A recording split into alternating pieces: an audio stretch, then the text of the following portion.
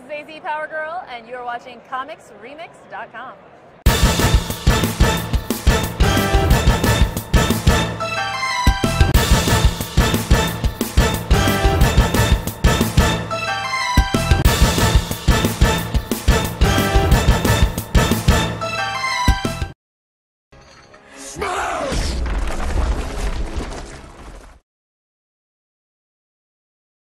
Hola, hello, salutations. What's the fuck? I was gonna go all multi-language. Okay. Hello, everybody. Welcome to another episode of Comics Remixed, Season 2, Episode 9. Junior Ruiz, David Sanchez, And his purple shirt, or pink, or whatever. Fuck. Hey, dude, I look good in pink, man. I'm sorry I can't just wear 12-year-old shirts every day. All right. You should be sorry. It's like you just had a sleepover with some 12-year-old and then you took his shirt. That's all right. Okay. Hey, no, I don't think it is. I don't think it's all right. You can talk shit. I'm pretty sure it's not illegal stuff right there. Whatever. I took the kid's shirt. Anyways. Speaking of taking little kid's shirt, the new Doctor Who has been announced. The fuck did? Oh, okay. I was like, did they do that shit? Then I've never watched it.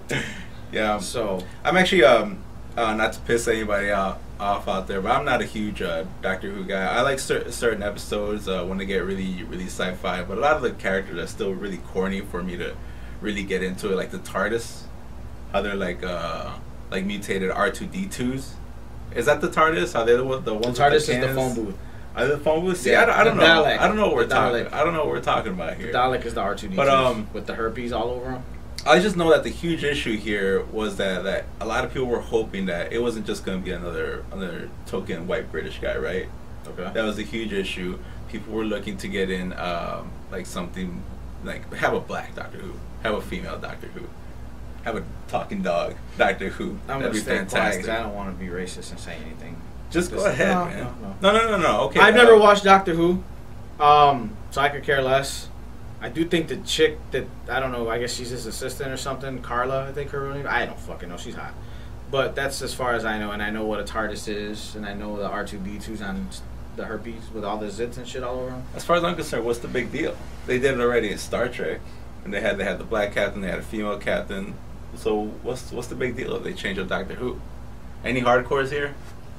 Okay, Carrie the cameraman. What's the big deal with changing the Doctor Who? Every character, every incarnation, each character has a different personality type, and I think part of it depends on the writing too. So depending on what team of writers they have on it, so it's always different. They keep it fresh that way. It's actually very clever. He's already an alien, right? Yes. That's already like a different race and creed right there. He's an alien. So who cares if he's black or Chinese or Puerto Rican? Doesn't matter. Welcome, new Doctor Who guy, Peter Capaldi. You open the TARDIS and it smells like fucking rice and habichuela and all that good shit. Oh yeah, man. Yeah. Puerto Rican food. Yeah, Puerto Rican doctors here. He goes out to some samba. Yeah, he goes out to the music. That's how we do it, man. Did you go to the he controls. Chicago? No, dude. No, we don't need any more new festivals, man. I'm just asking. I just drove by it yesterday. I'm just asking. No, I mean there's already Puerto Rican parade. Us Mexicans, we get like two crazy festivals. Because there's too many of you. Actually, guys. no, we got 4 because there's 2 more alone in Pilsen. There's too many Mexicans. That's what it is. You guys have to break it up 4 times. But see, there's already too much stuff, man. We don't need that. But it would be awesome though if Doctor Who commanded the TARDIS using bongos. Kind of like one of those controllers from like one of those Donkey Kong Country. Yeah, the Donkey. Boop boop boop boop. And then into space. Yeah, I don't watch Doctor Who. All right. Yep. But aside from your not caring, it's because Junior has a pretty nice toy sitting next to him. Oh, we're getting into that now? Well, it's the next one. I just wrote them as they came. I didn't care. Okay, right, we'll see, get look, into it. no. All right. What was it, like 2 episodes ago? You got on my ass because I went off the list, and now it doesn't matter? I didn't know we were going straight down the list. Oh, I know what you're saying now. I'm still angry at Carrie. Yes, I will not let that go. Okay. So what's hurting you right now? What's hurting? Because it's very obvious that something's bothering Junior.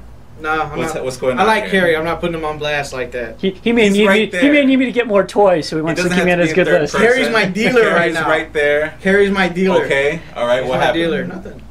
So that's not yours right there? No, that's mine. That has That's nothing yours. to do. Well, no. Fine. Okay, what's happening? Breaking it out of me here. Yeah, you might as well, man. There was a Go ahead. misunderstanding. On your What happened? behalf. What happened? My bad. Yeah, on your behalf. John's my witness. No, we were bullshitting in here in the store before you arrived or whatnot. 'Cause, you know, you're not fucking be on time. And we were talking about the toy in question, which shall be remain nameless for the moment. So I said I wanted another one to Okay. open. All right. Carrie goes, well, you should have said something. I'd have bought you 2 of them that day. And I was like, well, you could have got me the other guy in the set. Then instead, he goes, well, I wasn't going to drive back. But it's funny because this Toys R Us actually has a bunch of them right now. Okay. I'm like, oh, really? He goes, yeah, you want to go by and we can go real quick? and pick get one this, up. get Yeah. this mystery toy. So I'm just like, I look at John, I'm like, hell yeah, let's go. So we leave, and I call you, and you're like, I'm still over here. So, okay, we have time to go run to the store.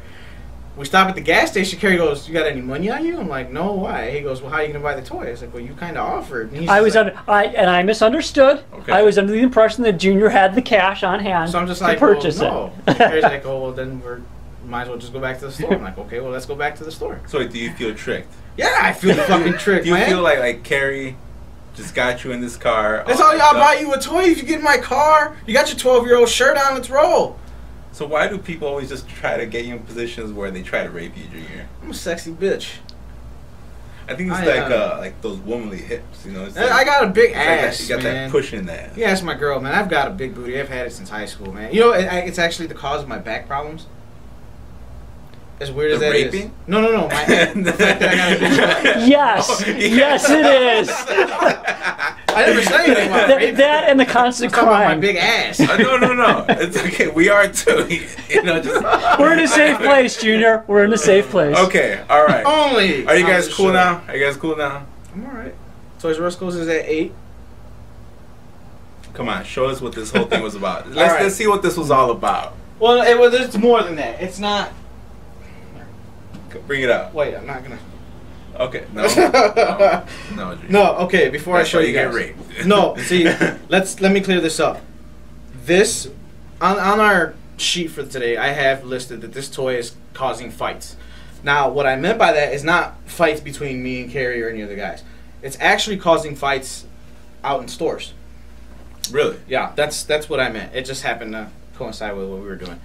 No, what's going on with this toy? It was released in San Diego, as well as being a Toys R Us exclusive. I have a source in a couple Toys R Us stores, but one in particular was telling me that there's toy scalpers standing outside waiting for the store to open to buy this damn thing, Okay.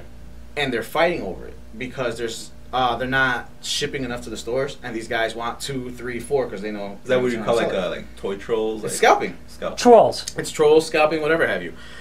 Well, the scalping part is because they want to buy 50 of them and Yeah. then throw them on eBay, right? Yeah. The thing with the actual fighting, and like I said, it's coming from my guy. He works there. I totally trust what he's telling me. The morning of the actual fist fight broke out. The 2 guys were standing in line. There was supposedly only 4 of them coming in. They're standing in line, bitching and complaining about how they're getting them, and the other guy's like, "Well, I was here first." And they're kind of shoving each other. They open the door and they start fighting. They're like shove match. There was no actual fist thrown. Nerd match. Yeah. Like pushing, and then one of them Yeah. got that pain on their side, like. And Yeah. it's He's like, "I didn't even touch you." Like, they made that squeal. And I was like, Yeah. something like that. Yeah, pretty much. And it's basically it started to get physical, but only to find out when the manager opened the doors that they didn't even get him in that morning. That was stupid. It's Um, so dumb.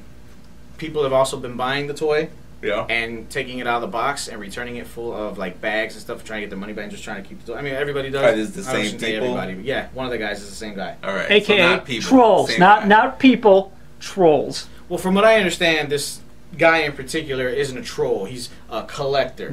So should we call him out? Is he a collector a-hole? I know the guy. Okay, Now that alright. I know who he is, I do know that I know him. I don't know his name.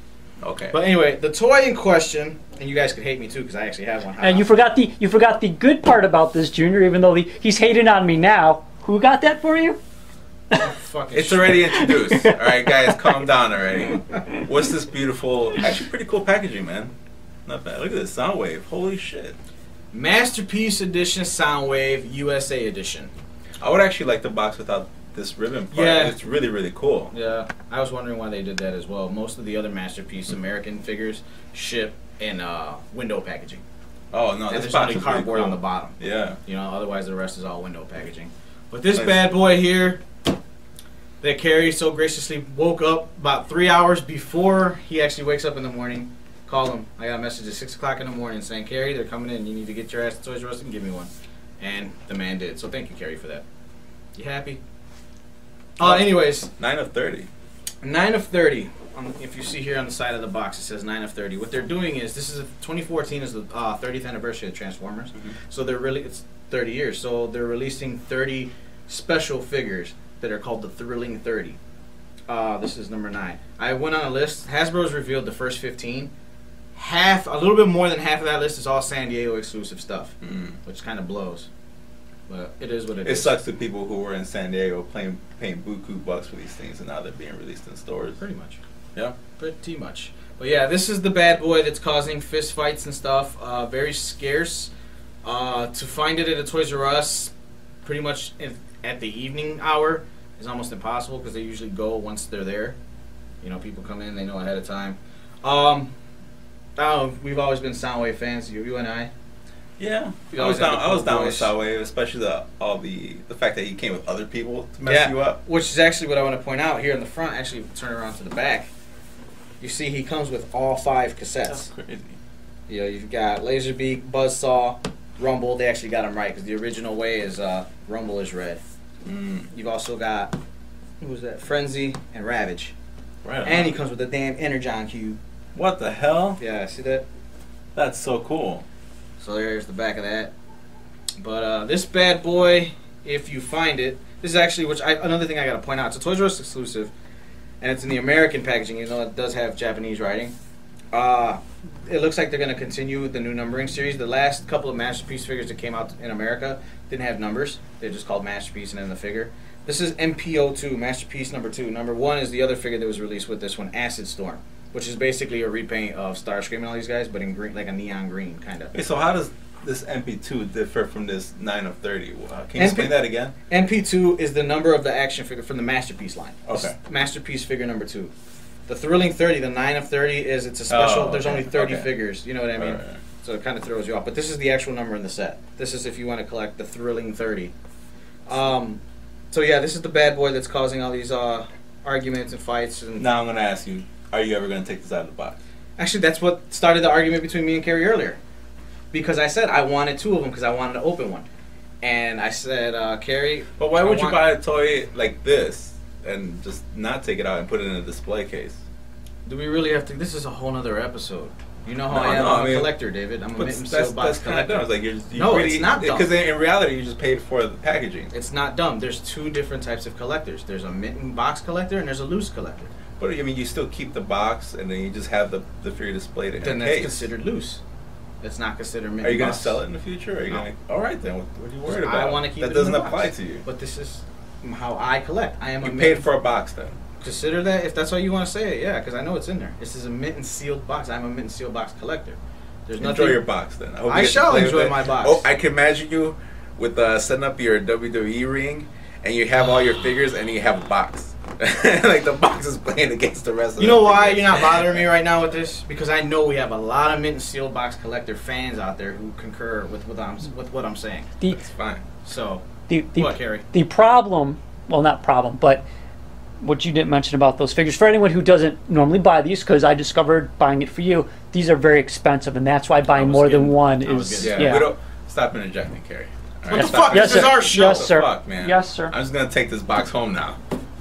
You owe Jesus Carrie Christ. 130 bucks This thing costs 130 bucks. after tax.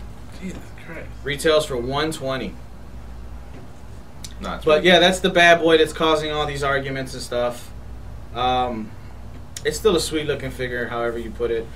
I know a lot of collectors who've already swooped his it up. stats, speed 2. That makes sense. He's a take that. Yeah, he's a He's not going very fast. Fast forward, rewind. But no, yeah, as we said, that's the bad boy that's causing all this. All this commotion. Yeah, thank you. All this commotion and stuff. The other one in the line is Acid Storm. I'm sure Hasbro will continue to roll out their masterpieces with the MP numbering on there. What as I said, it's really weird because they've done this before, different packaging, and they weren't like, you know, MP whatever. They were just like special edition. Like the last one that came out was Optimus. You know, yay, almost the same size, came with a tiny spike. Matrix Leadership came with the trailer. It was just really badass. Which, speaking of which, you know, we got the classic tape deck. You know, that's what we grew up with. Yeah. You like many, even myself, like I wasn't. We understood why the change was made. We weren't thoroughly accepting of Soundwave in the movies. Okay. How did you feel about him coming up in the movies? I didn't like him in the second movie when he was the satellite. Yeah. I got that he was still the communications guy. Yeah, we get it. I got it. Yes. You know, of course, yeah, you want him to be a tape deck, but it wouldn't have worked in this day and age. Hell, iPod wouldn't have worked. They kind of gave it a nod in the first movie with Frenzy when they had him be the little the CD boombox. Remember? Right. Yeah. But it really wasn't. I was happy Soundwave was in the movie, but he wasn't the Soundwave he was supposed to be. You know, he ejected Ravage from his chest, which was cool. Obviously, not the same way. But it was a little nod. I was happier with him in the third movie when he was the Mercedes, because let's face it. First of all, the Mercedes is a bad vehicle. But the fact when he was in robot mode, if you paid attention to him when he talked, all down his arms he had subwoofers, and every time he talked, the subwoofers would vibrate. I saw that, and I thought that was badass. That was really good design, right? That was badass. I could deal with that. Is he coming back for part 4? They have shown not the lineup for part 4. Just some of the Autobots. They haven't revealed any of the villains. So what's going on here? Because they got part 4 and Teenage Mutant Ninja Turtles going on at the same time. I see what you did there. High five. Very nice. Yeah, you know, I'm kind of nervous about this. Michael Bay is directing Transformers 4, but he's also directing Ninja Turtles. Both going on at the same time, both being slated to be released next summer. Which makes me run very happy summer camper. But it's one of those things where it's just like, okay, this Michael Bay working on 2 movies, let alone 2 of these big movies that people are very, very anxiously waiting for, is it going to hurt the quality? And true to Michael Bay form. I was just going to say, let's throw out the Michael Bay bashing, and just in general speaking, if a director, any director, is doing 2 big movies at the same, but not yet. J.J. Abrams directing Star Trek 3, Star Trek I said, but and not Star yet. Not Wars before at the same pointing time. out the fact that he's known for recycling footage. Okay. How much? Has he worked out a template? I mean, they have a van there. I don't know. Some crazy car chase is gonna. Hey, we got a crazy car chase. Let's put that in Teenage Mutant Ninja Turtles as well. Like, are we It gonna goes from a turtle van to a cab. Can you imagine that? Like you've just finished. Which is coming out first? I'm not sure. Okay. Whichever one comes out first. You watch. I want to say Turtles. There's some. Their van transforms into like some war machine thing where they pull out like guns for some reason. They're like, whoa. Well, the original Turtle van had that, remember? Okay, how can that not be recycled? I understand. It's a Transformers van. It ends up being Optimus for a second. I mean, it's like, don't do that, Michael. Okay, but we're not talking about the recycling of the film and stuff. I'm saying, I am, because he does it. Who cares? In general, we'll use a good example, J.J. Abrams. He's doing Star Wars, but let's say he does Star Trek 3 as well, and he's filming them simultaneously. Do you think that any director filming big budget movies like that simultaneously will hurt the quality? I think it hurts. It could hurt the attention to detail. Okay. Because you might not he, but the directors might leave a lot more to the hands of like their second, their number 2, or the number 2 is, which you could kind of be okay with it, because number 2 to Michael Bay was a J.J. Abrams. J.J. Abrams came out of like the house of Michael Bay. Right. I mean, shit. Now it kind of pollutes J.J. Abrams because you get a lot of those sunbursts everywhere, and especially with Abrams, he overdoes it with the sunbursts, a lot worse than Michael Bay. So if Michael Bay is doing something like that, but at the same time he's leaving it at the hands as someone to the quality of J.J. Abrams, then I guess I'll be more at peace with it. So if Transformers 4 ends up being Transformers 2, but actually, I'm sorry, but to add to that, there would be conflict of creative vision. Okay. Because then you have Michael Bay wanting it a certain way, but if someone else is managing it, it's through their eyes. Right. They're going to translate it in their No way. coughing off camera. But see, that would be an issue. Right. You know, we could get a clusterfuck like Transformers 2. Well, see, that's what I mean. Okay, let's say Transformers 4 ends up performing like Transformers 2. Now, do you sit there and say, well, it's just a bad script, or Michael Bay he shit on it? or can you sit there and say, well, Turtles did really, really well, assuming it does, hoping it does. Do you think, okay, where does that argument come in? He put maybe more into Turtles than he did Transformers. The script was bad. I mean, any excuse you want. Do you think it's bottom line he should do one movie at a time? Yeah, because it's all of it. He's setting himself up for that. If they both suck, he perfectly set himself up for being like, we can't let a director film 2 multi-million-dollar movies at the same time. Right. It shouldn't happen. He set himself up, man. So now they have to perform really well. Well, going back though, no pressure. Yeah. No pressure, Michael. None at all. Like I said earlier, they did reveal that the Turtle Van is going to be in the Ninja Turtle movie. Have you seen the photo? It looked pretty cool. It looked was really a good cool. shot, man. I'm very anxious to see that. So, it looked really well touched up. They also, I compared to the picture of the Sentinel that was released. You know what? I do want to talk about that very briefly. I forgot to put that down here. Oh, okay, no, go ahead, shoot. That looks like, what the fuck is it? The big ventilation shaft in his chest. That's the only thing that throws me off. I'm assuming that's a type of engine or a booster. Okay. To explain like how they're able to fly. Okay. Like this, how would this be horizontal? I guess. Okay. Like have that lift and be sustained in the air. Okay, that makes sense. Because it looks like a similar engine to what you would see like on the Blackbird or something. Okay. He's shown that in a movie. It might be Star Trek. It was in one of. Or it wasn't one of these sci-fi movies. I've seen that before, where like the plane takes off and they have like the rotating engines. Yeah. So that would be a good explanation for it. And also, it's just a picture of what came out of the 3D room. I'm pretty sure they'll probably CGI over it to have the movements. Kind of like Where the Wild Things Are. Have you seen Where the Wild Things Are? It was people in suits like Muppets, but the actual movements, like the faces, they were rendered in CGI. So that's all it is. You're talking a lot today. Oh, pretty happy. My vacay, you got a haircut. It's the haircut, dude. I think it's the haircut. Okay. You don't have hair, so I don't know. You don't understand. I shaved my head like 2 days ago. But yeah, that's because you have to compensate for this area right here. Cause stands up. Fuck you. Man. It's alright, I'm still sexy. Remember I get raped in the car, all that other stuff? Anyway. The rapings, man. No one can forget the rapings. Nope. But it's moving forward, and I didn't even notice how I listed all these things on here, and they all kind of segue into each other. That's pretty good. What's that shit called when you do something unintentionally? An achievement? I don't know. I was gonna say. No, a coincidence. Yeah. Yeah. But speaking of, like we just said, if Base screws this up, there's gonna be a lot of pissed off fanboys. Yeah. Lots of pissed off fanboys. But that leads us into, especially with the absurdly hardcore Ninja Turtle following, like Ninja Turtles, as hokey as it. Explain it. You don't have to explain this to me. No. I mean it would. Ninja Turtles, they're kind of like they're hokey, they're a joke, and yet they have such a huge following. They have great stories. They're well written. Artists draw them really badass, and it blows my mind how like if you really mess up this movie, it's almost like a career ender. I could see that. Like I could imagine Ninja Turtles being a career ender.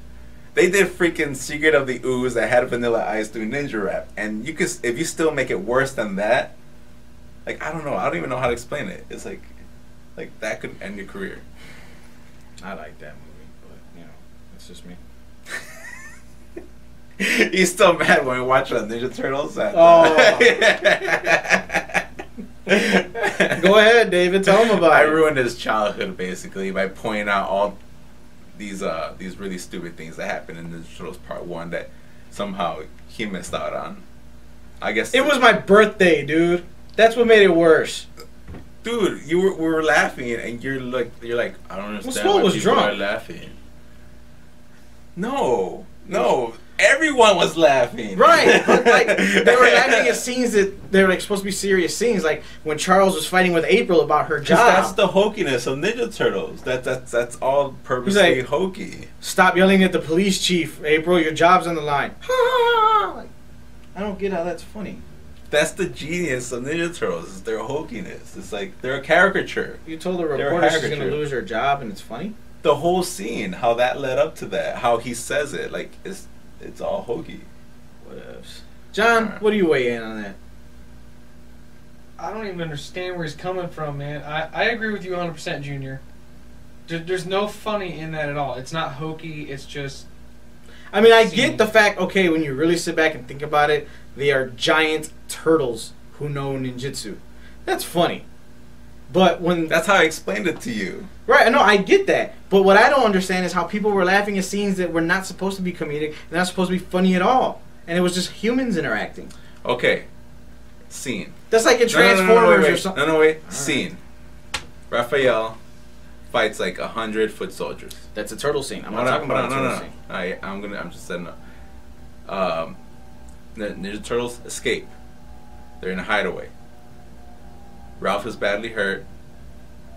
Wait, Ralph? Ralph. Just let him go, man. The way to properly medicate him is to Raph. put him... Raph, whatever. Put him in a tub, half full of water, and leave him there. How is that not funny? Okay, but I'm not talking about that scene. That's my point. But Scenes all the like all the that, scenes I get. are like that. They're resolved in that way, in a similar way. Turtle fans, please weigh in. Help me out here. Please tell me you understand. John at least understands, right, John? Thank you, John. Carrie doesn't give two shits. No, because even the creator of Ninja Turtles has said how they are a caricature of superheroes and of pop culture and such. So I don't understand how the fans just go off the wall. David, you'll never understand. No, I do. You'll never understand. But that leads us into our 10 ways to piss off comic fans. According to Newsarama. We normally don't like to sit here and plug other sites and stuff like that, only when absolutely necessary. But hey, we'll give credit where credit's due. Newsarama's got this pretty cool list up. Like I said, 10 easy ways to piss off a comic book reader. There's a lot of things on here that I hear shop talk, yeah, that pisses people off. They shouldn't do this, they shouldn't do that. Conversations I've partaken in over the years that I had, something similar. But you looked over the list earlier. What did you think? Did you agree with any of it? Actually, a lot of it's what we complain about day in and day out. So you say that their list is fairly accurate? It's like everything you complain about in the form of a list. Okay. Let's start from the top. So it makes you angrier. Let's start from the It top. made me angrier, yeah. Number 10. Continuity errors / retcons. To me, that's everything about the New 52. That is the new 52. That is the New 52, right there. What else is there to say? Do we want to read what they have, or should we No, just... because okay, fuck 'em. from the Bat family to just everything. Mm-hmm. Yeah. Number 9. Manga. And I'm not talking about the sleeves, my Latino friends. I'm actually glad that kind of was a trend. I mean, it's pretty much going away. What the reminiscences they have are like the anime girls that they come out with now. Mikami. The fact that now they're mostly focused on that anime girl look for the sake of like figures, Yeah. So I'm glad that was a trend that came really fast and went. Yeah. That was pretty quick. Yeah, because manga itself has taken a hit. No one's buying that crap. No, I know. No offense, manga guys. The only thing that really came out of that I thought was pretty cool looking design wise was the Spider-Man, where he looked more hip hoppy than anything. I think Scotty Young was the one who was doing the art. That's why we had like his wrappings around the arms and stuff. Remember he had a little backpack. It looked pretty cool. Yeah. Design wise, it looked pretty Yeah. cool. It was Legend of the Spider Clan, I believe it was. But moving on. But I don't think that was even intended to be manga. That's just his style. No, it was under the manga banner. Really? Yeah. Number 8. Thanks for surviving, Scotty. Number 8. Changing a character for the film. This is a big one. Yeah, this man. is a big one. That's and huge. The example they use, the photo example they that use, we could all is agree upon. the Mandarin in Iron Man 3. The fact that Hollywood changes a character. I mean, a small tweak here and there is usually accepted by us hardcore fans. But when you change a character as drastically as you did the Mandarin for Iron Man 3, you are going to have people just off the wall wanting to cut your head off. Well, Iron Man 3 was just filled with plot holes. And the fact that It's Carrie's favorite movie. Don't bash it. it was horrible, man. And also the fact that it had for some reason, from all the Iron Mans and all the Marvel movies that were coming out, it had the least bridging in between movies. Yeah. Yeah, so that was just like horribly written. And also that leads into that article we found on Vulture when they were talking about Kitty Pryde. Okay. And she went from being intangible to a time traveler. Yeah. Which we're still really hoping that was just really bad reporting. Mm-hmm. But that's another issue. It sounds bad. I mean, the name thing is Vulture. It just Yeah. sounds bad in its own right. Yeah. I mean, we have Bishop in it. Why would you need to do that? The future. Bam! No Jerry Curl this time. Number 7, comic books that preach. Like Marvel did a lot of books in the 90s where they were, fight substance abuse, or war against drugs. I remember Venture way back in the day had a Captain America book where it wasn't preaching drugs or religion. It was preaching about the clothes you wear. Remember the Venture brand, Gitano? Oh yeah. But that's more like the cross marketing. Yeah, but it preached also to don't do drugs. Kids that wear Gitano don't do drugs. It was a little bit of both. But in an instance, so that's comics that preach. Yeah, I kind of don't mind those. To me, those are just like comic books that like, oh man, we have to do, like a company looks at it like, oh man, we have to do something that we could write off for taxes. Right. No, I understand. Yeah, I see don't it that smoke, way. don't do drugs, don't join gangs, all the shit that we all ignored. I mean, it's cheaper than doing. I guess it's cheaper than actually doing something that would actually help the community. Like, hey, let's build a park. Yeah. Oh, fuck that, man. Who's not? Let's make a comic book. Yeah, like let's get one of the PAs to write something up and get one of these other writers. I mean, these other illustrators, and just the argument is, well, drugs can be sold at a park, kids can be killed at a park. Why do we want to build another park? Anyway, number 6. I was gonna say someone could do lines over a comic book. So They could. No, hey, they could. I'm out of rolling papers, bro. Spidey never smoked so good. Man, you don't read this, right? Yeah. Number 6, unexplained changes. A good idea, or a good, excuse me, not a good idea. There's no good idea there. One more time, bring it back. Good example is what I meant to say. The Batman stuff, the New 52 is a great example. They just relaunched it, and okay, here everything is. Wait, you need to explain these things. You can't just shove it down a reader's throat and expect them to be all okay with it, You mean? Oh, you mean? I guess I still focus a lot on the Bat family. I'm like, okay, let's keep all well, the the Bat Robins family is a together. good example. Yeah. But I mean, just in general, you can't do stuff in comics and not have an explanation for it. But then again, it's common sense. You can't change anything and not have an explanation for why you changed it. Especially something as old and treasured as some of these characters. You can't do that. Yeah. It really screws up people that really were investing into this whole story. Right. And all of a sudden they get all this crappy, choppy writing. Right. Another good example, in my opinion, the death of Superman. DC editorial has said since the New 52, oh yeah, the death of Superman that happened in the 90s with versus Doomsday and all that stuff, it still happened in the New 52 continuity. Okay, explain how that happened then. New 52 continuity has been around, quote unquote, 10 years. Year 1, the appearance of Superman in Action Comics. Year 5, the formation of the Justice League, then current time. Okay, in those 10 years... Somewhere between 1 and 5, I guess. Somewhere around there? Well, no, because year 5 was the formation of the Justice League. Mm-hmm. Death of Superman, Justice League had already been formed and everything like that. So it'd be between year 5 to now. If Death of Superman still happened, how do you... but then certain things don't work. Like you said, Lois and Clark have never been together in this New 52 universe. Yet when they killed them off in versus Doomsday, they were married. So it's stuff, little things like that. You need to explain yourself. You can't just say, oh, it happened, but small things were tweaked. No, explain the tweak. You can't... Saying something is tweaked just for the sake of saying something is tweaked and being lazy and not coming up with an excuse or a reason is just a bad excuse. Now, here's the thought. I don't know if this has come up, but do you think the plot holes were written on purpose? No. Do you think... Because it's possible that the plot holes were purposely placed there so people could ask questions, and later on you write a whole miniseries to answer it, therefore you're selling more product. Never thought about that. Because there's always... And this is on the list, too. They call it Deus Ex Machina, where like that. There's a device. There's the Why are you jumping ahead, man? Well, because some of these do tie in, okay. And you could jump off of this list. There's always the great device that changes everything, fixes everything, accomplishes things, destroys it. There's that getaway, and with a plot hole, time traveling. You have the time traveler. You have an angel, or like some great miracle happens. You have some kind of a character that could change matter and therefore disrupting everything. There's that. Excuse me. So they're Sorry. They'll come up with whatever ace in the hole. So they probably believe to explain all these later on. I guess. Let's bring that up. Regardless, it still pisses people off. Yeah, it does. That's the point. Number 5. Say something negative about our heroes.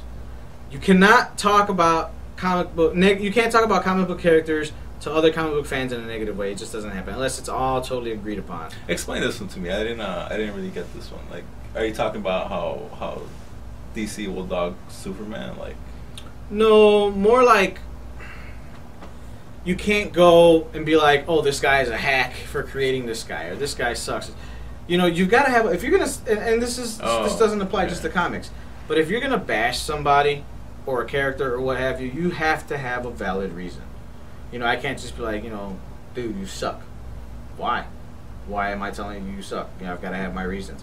And that's what pisses people off when people come in, especially a lot of people who are not in the industry every day, you know, and they come in.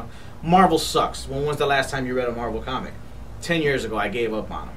is a lot of this rooted in like their back of the house kind of legal battles that they always have with creators, especially like in the old creators, people who created Superman, Batman, and so forth. You know, is this eventually the company coming out saying like, you know, like slow your rolls, like Bob Kane isn't that great of a guy anyways. Like they try to put down the creator just to make something good. Which sounds kind of very like backyard. Yeah, it's very like playground. You know, you just like, all right, Bob Kane. That's it. That's what it is. You can't really bash these people who, if it weren't for these people, we wouldn't even be here. We wouldn't be having this show right now. You know, and it's just how it goes. It's just common sense. If you're going to bash somebody for whatever reason, you need to have a very valid reason.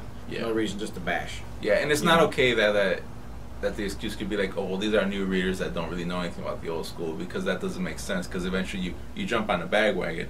That's what the back issue is. Well, yeah, and also, even if you're jumping on the newer generation of comics, eventually you dip deeper back. And when I dip, you dip, we dip. I put my hand up on my hip. Remember that? This is why things happen to you, Junior. The touchings, the rapings. Calm down. All right? Does my hands on my hips turn you on? Is that what it is? It's your fucking do it again. Kool-Aid looking shirt. Number 4, women in refrigerators. Again, it's something else the 12-year-old boy would like. Kool-Aid. God, Junior, Everybody likes Kool-Aid. Just stop before some cop tears down that door and just takes you out of here. Kool-Aid's good. I like Kool-Aid. John, you like Kool-Aid? No. Well, fuck. We know John looks very young, okay? But get away from him. Get away from him. You like Kool-Aid, Carrie? Drink the Kool-Aid, Junior. Drink the Kool-Aid. You're fired. Number 4, women in refrigerators. Yeah, Carrie's giving me that look like, what the hell does that mean? Women in refrigerators started off as a phrase and then turned into an actual group, believe it or not. It is pretty much a group mainly made of women who protest that some of the women in comic books are only used to help make the male counterpart that much bigger, stronger, what have you. A great example... Or actually, plot device. Thank you, plot device. The best example was Green Lantern, back when they killed Kyle Rayner's girlfriend and shoved her in the fridge. All that did was basically make him more angrier, make him go after the villain more, and finally put that villain down. It was, like you said, a plot device. It was a means to an end. We need to get Kyle fired up. We need to really make him go after this villain. Let's kill his girlfriend and put her in a fridge. I guess that's no different than when Joker pretty much destroyed Batgirl when he crippled her, raped her, and to get to Jim Gordon. Jim Gordon, actually, fucking Batman. Jim Gordon, like, wasn't his wife killed, and that's why he's like the lone wolf, very melancholy guy that he is. Yeah. So yeah, women being used for the plot of sake of plot devices is what women in refrigerators and number 4. That issue would probably quickly go away. I mean, we're at a point where there are just so many female readers as opposed to like just 5 years ago. Yeah. A lot of that shift is already coming. But then the other argument is exactly how many books are on the rack right now that have a starring female role, compared to the males. You've got Wonder Woman, Red Sonja. That Red She-Hulk. That actually won't tell. That won't change until the scales actually even out. Right now, the scale as far as demographic is still a very boy-man driven thing. I see. Yeah. Okay, if you're gonna bring out a female heroine, a hero, she has to look hot. She has to be sexy. You just kind of get away with it. She won't be able to be taken serious unless she looks really hot. And that was actually the issue when Wonder Woman was reinvented, how she came out with the choker. Yeah. Like, why does she need it? We all know her thing has always been like the underlined S&M undertones, you know? And now it's a little bit more blatant. But, hey, come on, man. You know, she has to look hot. Does it have anything with Jim Lee being Asian and the Asians always being, like, really... Yeah, they're all about, what the hell? Bondage. Yeah.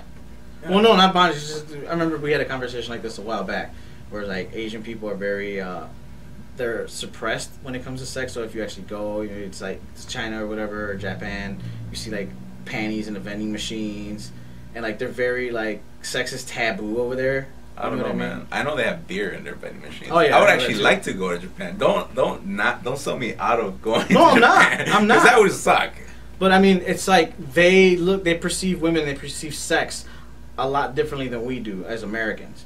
You know, it's just like it's very no to them. You know, like you don't talk about that in public. You don't show this in public. So it's like I remember reading or talking. I swear I was talking with you about it, where they were saying that that's why like a lot of that artwork, especially like in the manga, is very like boob oriented or like just very perverse. No, because Margaret would have been.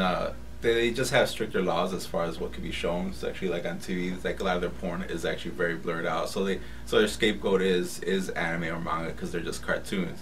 Also, we're talking about a culture whose entire life and way of thinking, they used to believe in gods and their emperor was practically thrown away and shot down immediately as soon as a giant nuclear bomb practically destroyed them. So, I mean, I would see them now as being a lot more liberal. Okay, well that goes back. I'm just Jim saying. Lee, I'm just saying, guys. Jim Lee, you're good. No bogus shit intended. This was CNN. This was Junior. 60 Minutes. Number 3, perceived diversity for the sake of diversity. Oh, we're talking about like Green Lantern's gay. Yeah, let's make him gay just because we need more gay characters. Don't do it just because you are trying to appease to a certain fan base. Just do it if it makes sense. Don't turn a character's gender. Don't like Ultimate Spider-Man, Miles Morales, half Mexican, half black. Oh, we need to appeal more to our Latino and our African American readers. Let's make a Spider-Man who's multicultural. Don't do it just to do it. I always had it as a Hispanic, and it happened a lot in the 90s. I don't know if it still happens now. Whenever there was the Hispanic character, Latino, whatever, like. He would always have to have that accent. Yes. It always messed like Richter and Vi. Yeah, they would be talking English really well, and then all of a sudden Spanish words. Like, what the fuck happened there? Wait, like I always had to go back and reread in the X-Force books because people don't talk like that. What do you mean Strife is attacking the nuclear plant? It's like Vamonos home. It's like what? It's like you heard that song Rico Suave? They must talk like that. Yeah. They must say everything in English and then say it again in Spanish, and that's how they talk all the time. Yeah, but I mean, just for the sake of doing it, don't do it. Why they had to turn Alan Scott gay is anybody's guess. Obviously, the numbers, the money, whatever it brought in. It did bring in more readers, from what I understand. More readers from the gay community. But the point is, if you don't have a reason to turn them gay, don't do it. The gay people weren't crying saying, "Turn a superhero gay. This is what we deserve." They didn't ask for it. You guys didn't have to do it. And that also falls in line to what the actor who plays Spider-Man, what he said about Spider-Man. Andrew Garfield. Yeah. Which I'm actually all for. Spider-Man fits the profile of a gay man through and through, all the way. He sucks at all his relationships. All his friends are guys. He always picks his tights over a date. He's like a superpower away from just giving Green Goblin a blowjob mid-fight. Which, I mean, like, yeah. Like they're in that scene where they're just like they're holding each other. And they're like,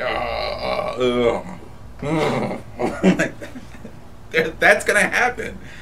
They're there. And also he's your classic insecure guy that really can't let go of the last few thoughts he had of his uncle. He has like some male attachment there. Carrie, should Spider-Man be gay? Yes or no? I think he No. is. John, should Spider-Man be gay? Yes or no? Don't even put me in this. Yes or no? conversation. That's just it. Should or shouldn't. Being Why is gay is John not blushing? a choice. You are or you're not. All right. Why is John blushing? Don't even fucking go there, asshole. Don't even go there. But I'm pretty sure he is already. Be more concerned with him. He's the one that's bringing up all this. My feeling is, going back once again from what you guys were talking about, is changing the roots of the character. Here we go. I knew this was happening. Well, that's once again. You know. But I think if something There's like a difference that, between changing a decision. Oh, that was for the movie. That was for the movie. It happened, Correct. Because the comic book. I know That's what he's happened going in with the this movie. already. He's going with Man of Steel. Superman does not kill. That's what he's going. Actually, with. when I saw Man of Steel, when he killed, it completely made sense to me. Thank you. That whole movie was actually really good. The whole movie was really good.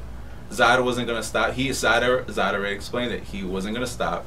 He was gonna keep killing because that was his programming. They explained that everyone on Krypton was bred for a purpose. His purpose was gone.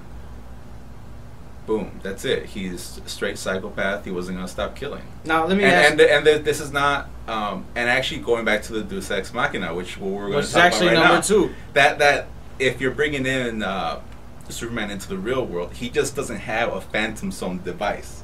He doesn't have like a cape pocket where it's like Phantom Zone, boom. Right. He doesn't have that. If anything, they used it to get rid of all the other Kryptonians, which actually Unexplained changes, which was like number 5 or 6. Yeah, that didn't exist. This isn't like the 1980s in a cartoon where Zod's gonna be like, "I'll be back again to get you all." It's grounded in reality. Yeah, he's like he was gonna stay and fight. He has no other reason to live. He's a wounded animal in the corner. He's just gonna tear it up, and that's it. That's it. This is not.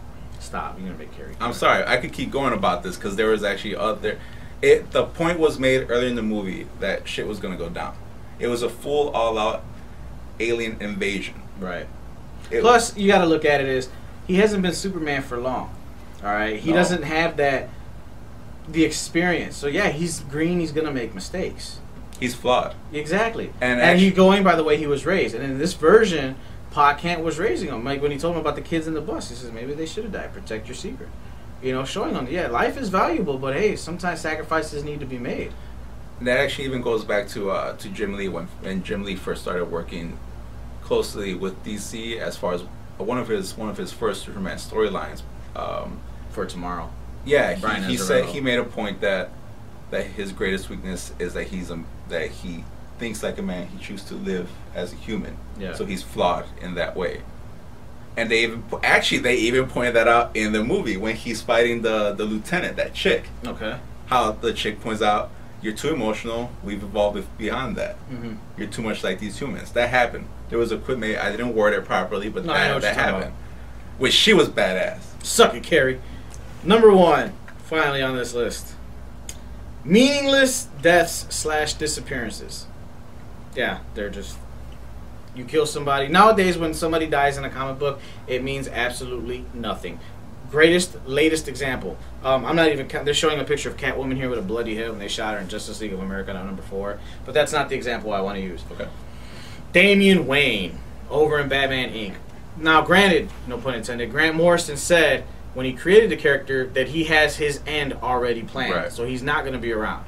But when you kill off a character for the sake of killing him off... Okay, with Damian... Like you said, it was planned, so you kind of understood that from the get. But if last week Batman Incorporated number 13 was released, which is the final issue, you read that issue, Damian's death is absolutely fucking meaningless now. Right. Yeah. No spoilers, but just read that issue. Once you read that issue, especially the epilogue in the story, you're just gonna be like, you're gonna look at your Batman Incorporated number 8s where Damian died and just be like, whatever. Actually, I think we also pointed out on Spinner Rack that all they did was created a Marvel plot hole by doing this whole clone thing. How they're test tube babies. You just fucking yeah. Yeah, that's a Marvel plot hole. Yeah. That's always their device, which they actually, the biggest one that they used was for Sabretooth. And they used it. Was there another huge one that they used it for? But Spider-Man. The Clone Wars. But no, I'm talking about recently. Recently was Sabretooth, which was messed up. That was a decent comic book when he got his head chopped off. Yeah, whatever. So they used it a lot for Magneto. Magneto's been, man, yeah. Whatever. So those are the top 10 ways to piss off a comic book reader. But just to add to the whole death thing, remember when we were reading it, and not to sound like some old guy, like back in my day, Pepperidge Farm remembers. Not to really mess with anything, but I used to remember that the death was to give the character some time off, so that the other characters could do a bunch of shit, and then he'll come back in like some epic story, which. Going back to Batman, Jason Todd still had the best death because they really played with it so much. They're like, he's going to come back? No, he's dead. He's going to come back? No, he's dead. And finally. And then for them to let the fans decide that he was actually gonna die was something crazy as well, or live. Yeah. But yeah, that's that. Moving on. Let's go with this one first, as that one's gonna be longer. Okay. Just bear with so us, you guys people. know. Yeah. Chew, the Image comic book, was filmed as a pilot, but was never picked up. So now, I can't remember the name of the director doing it, but they're gonna put an animated version of it together, and it's gonna be straight to streaming digital as well as direct to DVD. And depending on how Chew does on the small screen in the animated feature will depend on if it has another feature on the big screen. So they tried shooting it. They shot the pilot. Does any of that footage exist online? I don't know. I know it was shot and none of it could pick up. That's ready for a torrent. That's ready for a torrent right there. It's up there somewhere. I mean, if they did the same thing for Wonder Woman, it was never picked up. So I don't see why next con or something you wouldn't be able to find the Chew pilot. You know? Yeah. So have you read Chew? No. Have you looked through it? Is this just another thing? Image is just really trying to push out like movies. You know, like this is our next great idea. It has to be a movie. Let's do this. No, with the Image stuff, it's more like Hollywood looking at these independent books and saying, because Hollywood has a better chance of picking up something independently than it does at Marvel and DC, because those are in-house. But when you look, because remember, everything Image is independent. It's all creator-owned. So it's a lot easier to go up to that creator and say, hey, Image publishes your book, but we'll give you X amount of dollars if you let us make a feature film out of it. They don't have to deal with the company and all the red tape, you know? Oh, that's what else, yeah. So that's why Hollywood shops Image a lot. I mean, look at it. Compared to Marvel and DC versus all the independent kind of titles that have been coming out in the last couple of years. Mm-hmm. Kick-Ass 1 and 2, The Walking Dead TV show, Chew, Scott Pilgrim versus the World. You know, all these... which is still a pretty good translation of... Oh, you know, Road to Perdition was even one. But my point is... Back in the day, man. Yeah. You know, Conan. All these things. Yeah.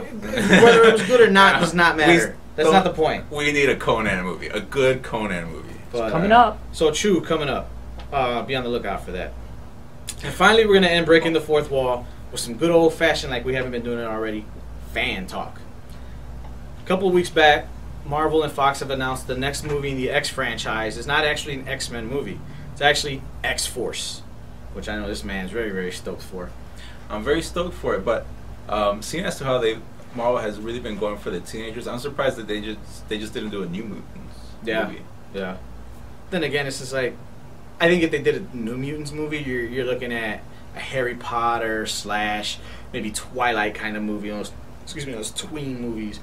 You know, and with properties like this, you can't really. Well, do you think it would be better explained? Because I think what we're talking about off camera is the many evolutions of X-Force. So which evolution are they going to do? The new one where they just go out for blood, they're Black Ops. The first one where everybody's just like loyal to Cable's mission to protect us in the future from apocalypse and strife. You know, that's Bishop who says it. Or yeah, I know, but I can't. Each time I say the future, I can't think. You know, I can't stop. Or even after that first Cable installment, says it all disgruntled. After the first installment, they were just kind of like a training ground for the X-Men. Like you graduate from here, you become an X-Man. You know, I was there when X-Force first launched, man. I gotta go with the originals. Yeah, man. You know, I gotta go with the originals. But I could see peppering it. You know, maybe take Furo out, replace her with, have Deadpool make a couple cameos, test the waters for that. You know, we're not going to count what he did in Wolverine Origins, but I mean, like the true Deadpool, however you want him to appear in his solo movie, kind of have him in there to test, you know. Of course, you introduce Cable. That'd be badass. But, I mean, who knows? With Days of Future Past coming up, you know, you got the time traveling thing. Cable. It might introduce Cable. It might introduce some of the mutants. Apocalypse. There's a lot it could introduce. Which is why I can see the tie-in is the whole Apocalypse thing. Yeah. We don't know yet. You know, it's all speculation at this point. Also, a good tie-in to Iron Man. I remember there's a character in X-Force called G.W. Bridge. Yeah. And he was very close to S.H.I.E.L.D. and War Machine. And he was like the liaison?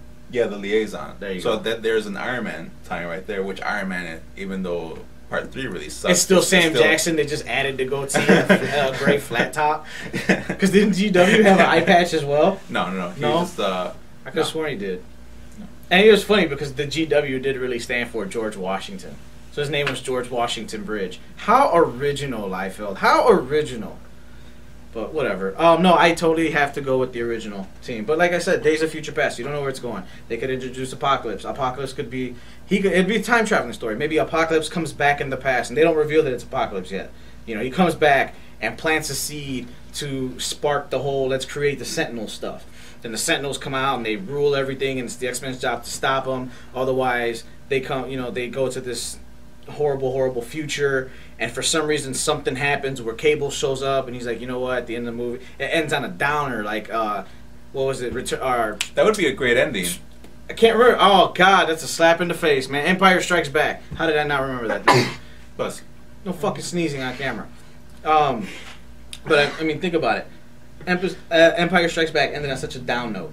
Imagine if Days of Future Past ended on a downer. Like the Sentinels took over everything because Apocalypse planted the seed. So now you have Cable coming back saying, X-Men, I got to team up with you guys to stop this cannot happen. We need to go back in time and stop this. That in a way is a very Lord of the Rings things. Where like, now you really want to see this other movie because damn it, the good guys have to win. Exactly. Damn it. Exactly. Yeah. I'm thinking X-Force on that scale. As long if they spin it out original with no other ties, I want to see it. I don't have high hope for it, depending which characters they go with. But if Days of Future Past starts to put the seed in for an X-Force movie, then good God, this movie can rock on a whole nother level. And especially with one good thing about being a future movie, future not being told or blah blah blah, is because of like it always had one of the weirdest casts. You got the ninja. Then you got the Indian, the ninja. It was very diverse. It was very diverse, and that's a good way to explain it. Like, we're all just splintered off. We were splintered off because of the war, and we all got together and we follow Cable. Yeah, I could see that. Cable was the guy at the rounded him base. up. Yeah, he was like, hey, I'm going out. Yeah, body slide by one. Yeah, God, I would watch that now. But I mean, can you imagine that shit? And then for those fans that really don't know, bam. He's the son of Cyclops, and fans will be like, "Whoa! Oh my God, my mind was blown." I actually think they'll leave that out. I think they'll leave that out because the whole asking his son, once you get into like. Plus, it was Madeline Pryor. It was Madeline Pryor. Once you get into the whole clone thing, like you don't want to overdo it in a movie. Yeah. Especially if you only got like 2.5 hours. Unless they hint at it, hours. because he is from the future, so he could just look at Scott or something and just kind of give him a nod. Something that the fans. They'll do a call out, like a quick call out, like maybe something. Maybe he calls him Pop or something. Like, get out of the way, old man, or something like that. I can see that. Because K was like always like a zinger. Yeah. He has his zingers, But then, like I said, that could be also a perfect way to spin off the Deadpool movie. You have Deadpool going there. Maybe Cable mentions him or something. Maybe he was at the camp with these guys, and he's the one guy. Let me go with you. And Cable's like, go fuck yourself, Wade. It's body sliding. They all go, and he jumps in with. You say Wade? Wade Wilson. Oh, okay. That's Deadpool's name. Oh, yeah. So he comes in and, he ends up body sliding with them by mistake, and then they splinter off when they get to where they got to go, or Deadpool maybe ends up somewhere else. And, just like I said, to test the waters. But there's so much they could do with this X-Force movie, man. Now, all right, I got to put it on the line. I can see it now, because when you said the name Wade, like I was thinking about other tie-ins, and you caught me in mid-thought when I was thinking about a good Deadpool tie-in, because Deadpool needs all the help he could get. Yeah. But here you go, man. There's so many members of X-Force we like to see on the screen. I already said I'd go with the originals. You said... Warpath, all the way. Okay, but we're not going with the character. I want to know Cable, because we all know he is the linchpin to X-Force, regardless of which version you go. You can go the Black Ops version, but at the same time, it's just not going to have that same feeling. It's going to be Soldier, here to save the world type of thing. Who should play Cable? Actually, because he's an older character, you could get like a classic 80s action star to play him. I was gonna say, should they go with somebody established, or they should look for somebody who's a no name right now? What do you think? You know what? I think it'd be awesome if I can't see Bruce Willis because Bruce Willis doesn't have any hair, but man, he doesn't have the build to it, in my opinion. No. So Stallone's too Italian. Who would be like a good? Dolph Lundgren could actually pull it off. No, he could make a good American accent. Expendables, he did a pretty good job. I could see it. See it, man. I'm sorry. Because Dolph Lundgren has the classic Rob Liefeld. You know who's got the look, but I don't think they have the acting skills to pull it off? He was also in the Expendables. Randy, the UFC guy. Oh, Couture? Nah. Yeah. He's got the look. He's bald. Motherfucker, really put a bald, wig on him. Man. Really bald. The guy who played Judge Dredd. The new Dredd? The guy from Lord of the Rings? Oh, Carl Urban. Too young, man. No, I say Josh Brolin. Josh Brolin. Or who's the guy from 300 that led the 300? Oh, Gerard Butler? That guy has Gerard the build. Butler. He has the build, he has the age, and then just give him salt and pepper hair. Armor him up, Clint Eastwood. Bring the man back. I thought about that too. He goes with the cigar. Get off my lawn. With the cigar. Wait, what movie is this? Is this a real gun? Oh my god. No, look at him. He's like, oh, frail. He teleported too far into the future. Yeah. He teleported into his own future. I would just like to see an older character. I think that would be cool. An established star, pretty Yeah. much, but an older established star. Because you could really get him that look like he's been through hell. Right. You know. You know, it's funny because we sit here and talk action movies all the time about these big stars, but yeah, when we really think about it, none come to mind. No, I already said it. 300 guy. I'd go with Gerard him. Butler. Gerard Butler. What do you say, Carrie? I'm still picturing Clint. I can't help it. John? I'm still going Josh Brolin. Who was that? Did you watch? Oh, Men in you know, Black actually, 3? that's a good one. Fuck, man. What movie He was in that? Jonah Hex. He was Jonah Hex. He was okay. Yeah. Okay. Yeah, I could definitely see the Jonah Hex guy. He's got like that stillness. I mean, if you saw No Country for Old Men? I Yeah. don't know. Yes, Clint Eastwood one? he has the attitude. Like in the No, Clint not Eastwood like Clint movie? Eastwood. Yeah, No Country No. for Old Men. Wasn't that Clint Eastwood? No. No, dude. Who was that? What about this guy, Del Toro? Hey, maybe. I would see him as Warpath. He's a good psychotic. Give him the A little too old, psychotic though. in Little Oh, you too think old. so? Yeah. How about Ron Perlman? It's As Cable. what? Nah, he's Yeah, Hellboy. no, actually, I could see it. He's Hellboy to me. That's like Chris Evans is Human Torch and then Captain America. I can't see that happening. But Ron Perlman does have the build, and he has the talk. But he was also in Blade too. Yeah, he was. He was in Blade, and then he was in Hellboy. You know, and he already does so many things with Hellboy as far as like branding and like and like a lot of like his behind the scenes like charity stuff. Yeah. Oh yeah. Like he does a lot. He's Hellboy. He's not gonna be a big. He has a lot of fun with it. But if they could get him visually in the movie, he'd look really good. Yeah. Warpath. Who's a good Indian to play this guy? The dude. Would you have to pick an Indian? The new Conan. I can see him as Warpath. The guy who did Conan, the former Baywatch guy. The No. what? No. Give me Yeah. Lou Diamond Phillips. Is he still doing stuff? Yeah. Can we get him? indie stuff? Batista. Oh, you know what? I'm afraid that they're gonna do something like that. Well, With he's already Warpath? in Guardians. You know that, right? Yeah, but I would like to see someone better. Just throwing that out there. No, you know what? I think because Just starts power bombing everybody. he always has that affectionate thing with Kitty Pryde. They'll probably make him younger. They would. They make him younger because they probably eventually do the whole romance thing. Here's a fun one. How about Domino? Any chick.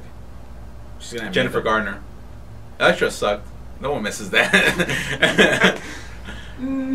She's a good fighter already. Yeah, man. I don't have one. I think we need to wrap this up. I actually think they'd probably make her Asian. They'd probably get the Domino is Asian? Yeah, I can see that. Nah, I agree with Sanchez. I can see Domino being an Asian chick. Yeah, Lucy Liu. I can see that. All All right. right. Anyways, wrap it So up. for breaking the fourth wall, which was a very long breaking the fourth wall. So you're Discussion welcome. heavy. It was a Very. big wall to break. Yeah. Yeah, it was. Thank you, John. Well, coming up next, this was a very long breaking the fourth wall. Covered a lot of bases here, man. Very discussion heavy. So with this episode 9, trim the fat. No spotlight this episode. No movies remixed this episode. But next episode, movies remixed. David, John will talk about the Wolverine, possibly Carrie as well. Maybe me. I don't know. But David and John for sure. So episode 10, they're going to talk Wolverine. So yeah, no spotlight, no movies remixed. But we still have Paparella's Point coming up for you to end the show. But before that, these messages about the spinner rack. So thank you.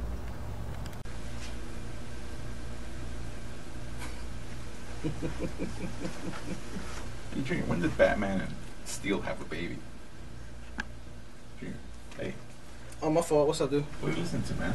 Spinner Rack, dude. You ever heard of Spinner Rack? Oh, what's the spinner rack? Spinner Rack is a brand new podcast hosted by Big B, Brian Adams, and myself. Now on iTunes and at thespinnerrack.podbean.com. Check it out for the latest in all your great comic book conversations. Sounds great.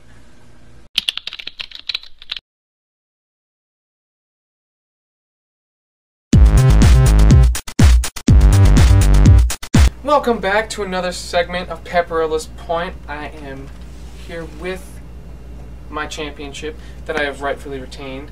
However, though, due to time restraints, I cannot gloat about my victory, so I'm going to get straight onto it. Moment of the week is, I'm a big sucker for this. The Ring of Honor World Title Tournament is now underway. This tournament has been started because of the injury sustained to Jay Briscoe, the then champion, and now we have 16 of the finest competitors on the indie circuit all fighting for the Ring of Honor World Title.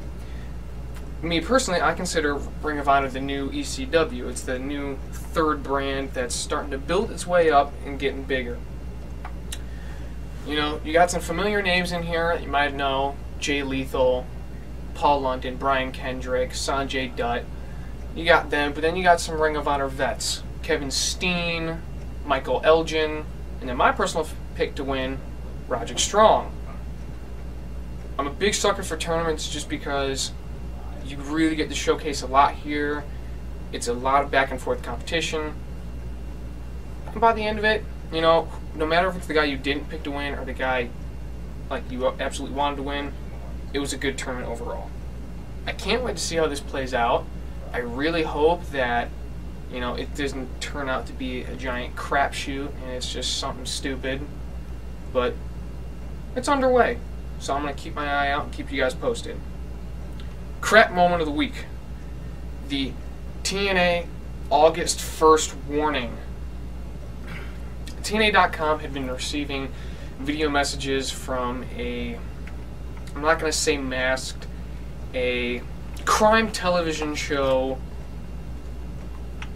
interviewed person, you know, the black silhouette with the voice modulator and everything, that stupid crap. And the internet had speculated, you know, it could have been Batista, could have been Chris Jericho, could have been Goldberg, you know, but, you know, this person kept on saying that he was neither of those. He's none of them. And then on August 1st, he was revealed to be Tito Ortiz, a UFC Hall of Famer. Personally, UFC should not be coming, you know, or any MMA fighter should not be coming into WWE unless they got their start there. I think it's dumb that TNA is seeking actual fighters to come to their show. To me, it just shows that they have a very big lack of talent and they have nothing to showcase. So, it was stupid to do this. Honestly, you know, I'm not bashing Tito Ortiz just because he'll beat the shit out of me and kill me. I'm just saying it was a dumb choice by TNA. They could have found someone else. Hell, they could have picked someone from Ring of Honor. They could have just hijacked one of them for all we care. But to me, this was just a lame excuse. Now, this is brand new. This is a first. Mark this on your calendar. The funny moment of the week. I tend to stay away from these because I take wrestling as serious as possible. But this one I just couldn't stop laughing at. This past week was the premiere of Total Divas. The News Network, whatever it's called, has now followed the exploits of certain select WWE divas. That show, and here's the funny part, beat TNA in ratings, which is no surprise. I found it more hilarious because for TNA, a company who emphasizes women's wrestling, to be, you know, shut down by a company that barely even highlights their women's wrestlers. You know, to be beat by them, for me, I was laughing my ass off hysterically. It was worth it. It really was. And it's a good show. You know, I get to showcase hot women. I'm sure Junior's happy. Okay, he has nothing to say on that one. Well, this is all I have for Paparella's Point this week.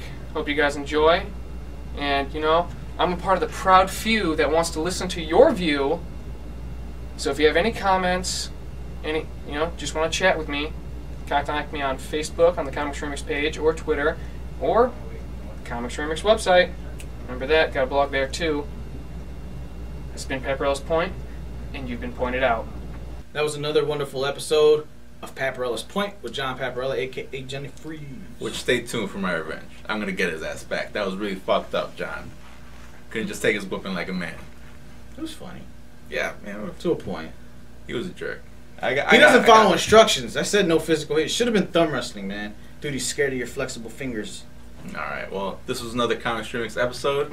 For everything Comics Remixed, whether it be the spinner rack, whether it be you want to contact us, which you can contact us at comicsremix@gmail.com. Whether it be the 101, whether it be the Collector's Corner, whether it be Spotlight, whether it be Movies Remixed, whether it be Breaking the Fourth Wall, whatever. Find us on Facebook, find us on Twitter.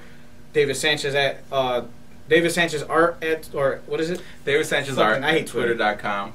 Catch us both on Twitter, Comics at Twitter.com. But to find all this stuff, just go to comicsremix.com. Sorry, let me spit on you. Comicsremix.com is the hub for everything Comics Remixed. You can also find photos on there. Hit us up on Facebook, comment. We're an open platform, so you like us, hate something comic related, go ahead, man. Voice your opinion. But we want to put out the call. We are looking for people to be a part of the show on certain segments that we have. If you have a collection that you would like to spotlight, whether it be comic books, whether it be action figures, whether it's cosplay, whatever your collection, as long as it's nothing weird. Collection of cosplay. Yeah, collection of cosplay. If you're a cosplayer too, actually, There if you you want go. to be part of our cosplay segment, hit us up. Gmail.com, or at gmail.com. We're always looking for more people, more footage. We're glad to have you on the show, be a part of this. Might launch your career. Who knows? If you do, you owe us a percentage. That comes in the paperwork. But David could buy more plaid shirts. I could buy more child 12-year-old shirts. boys. Yeah, okay. Anyways, hit us up, comicsremix@gmail.com. Let's talk business. That's pretty much it. Thank you very much for watching. We'll Really be back. appreciate it. Have a good night.